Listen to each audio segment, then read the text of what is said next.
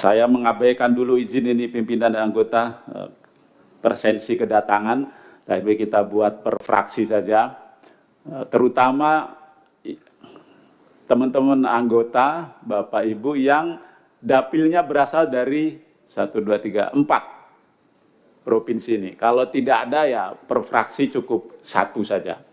Fraksi PDIP, ada yang dari dapil keempat provinsi ini? Nggak ada. Saya kira Pak Pimpinan. Kita minta 1 aja dulu. Nggak izin pimpinan, kita kan DPR RI bukan DPR RI dapil Pak Pimpinan. Ya, jadi apa-apa. kalau mau per fraksi Ya, aja, nggak usah fraksi. pakai dapil. Ya. Ini apa namanya? Ya. Untuk mengefektifkan saja. Kalau ada, Bang Teddy ya. Oke. Terima kasih pimpinan yang terhormat, kawan-kawan anggota semua, Bapak Kementerian Dalam Negeri yang diwakili Bapak Wakil Menteri Dalam Negeri, para pejabat gubernur dan terutama Gubernur Provinsi Daerah Istimewa Yogyakarta, para pejabat yang hadir di tempat ini. Kalau secara spesifik kita bicara kasus-kasus netralitas ASN, pasti nggak ada ujung-ujungnya, Pak.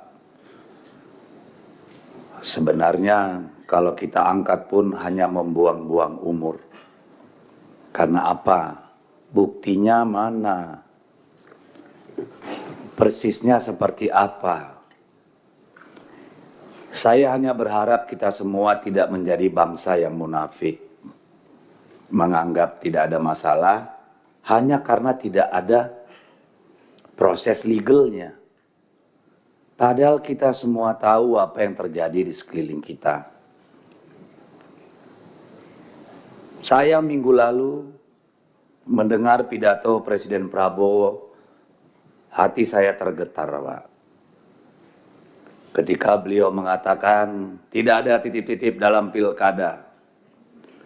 Silakan semua yang junior-junior, saya terharu, Pak. Karena sebelumnya banyak sekali peristiwa-peristiwa yang membuat kita meragukan di beberapa tempat provinsi, ya, yang intervensi berbagai instrumen kekuatan negara itu sangat nyata, telanjang dan masif.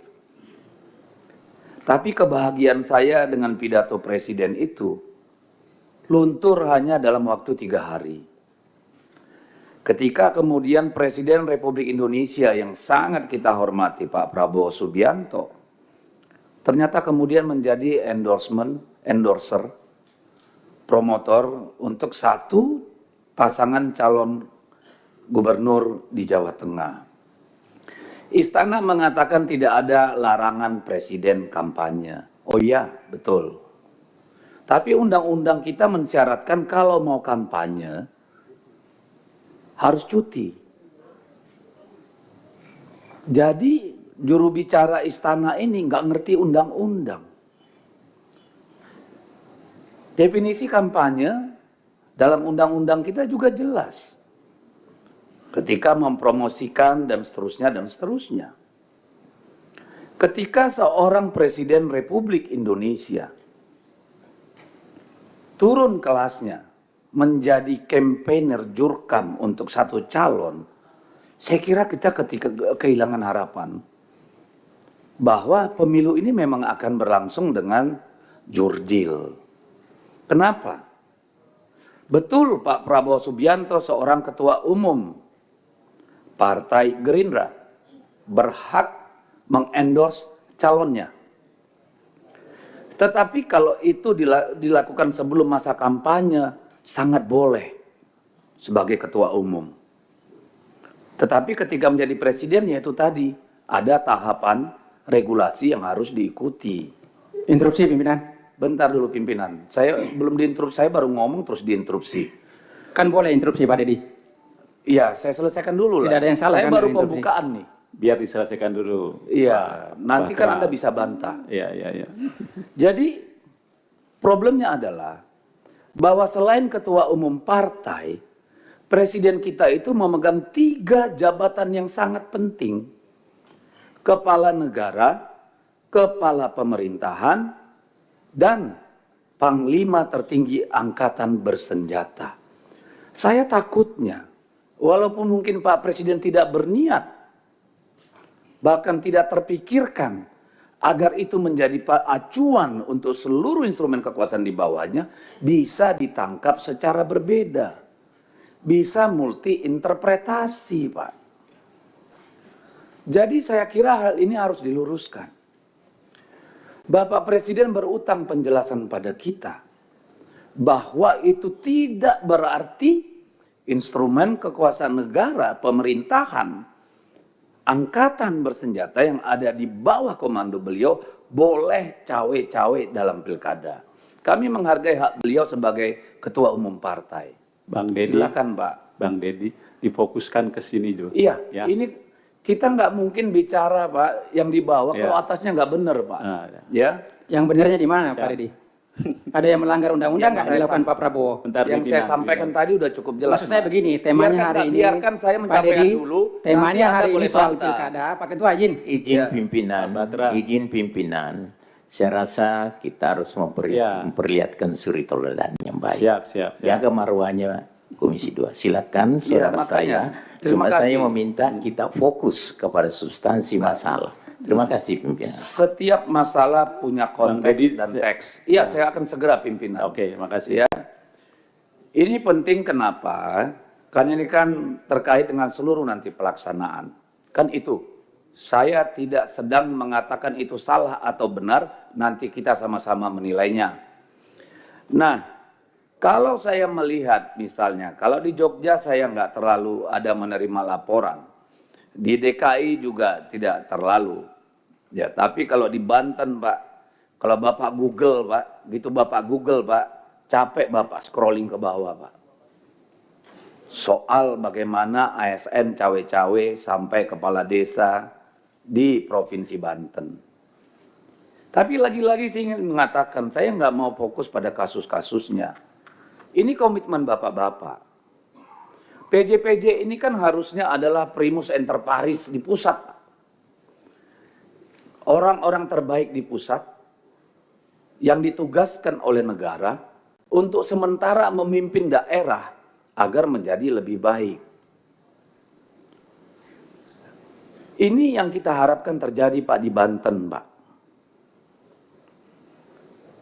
Kalau kita sebutkan satu persatu kasus itu Pak, sampai nanti malam juga nggak selesai Pak. Saya berharap evaluasi dari hari ini Pak. Kalau Bapak tegas melakukan sesuatu, tidak menunggu Bawaslu, Gakumdu yang kita tahu juga tidak akan terlalu banyak efektif. Bapak menunjukkan action, bukan cuma surat edaran. Saya kira kita boleh percaya Banten akan memiliki pilkada yang cukup baik, Pak. Nah, saya tunggu actionnya, Pak.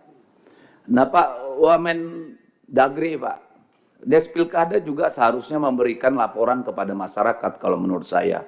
Tidak hanya untuk internal. Supaya rakyat percaya bahwa Kementerian Dalam Negeri secara serius tidak hanya monitor, tetapi melakukan aksi, Pak. Melakukan tindakan. Kami belum pernah mendengar dari Des Pilkada Kemendagri turun melakukan investigasi terhadap isu-isu pelanggaran atau ketidaknetralan yang namanya ASN, Pak. Kami mohon itu disampaikan kepada publik karena tanggung jawab kami.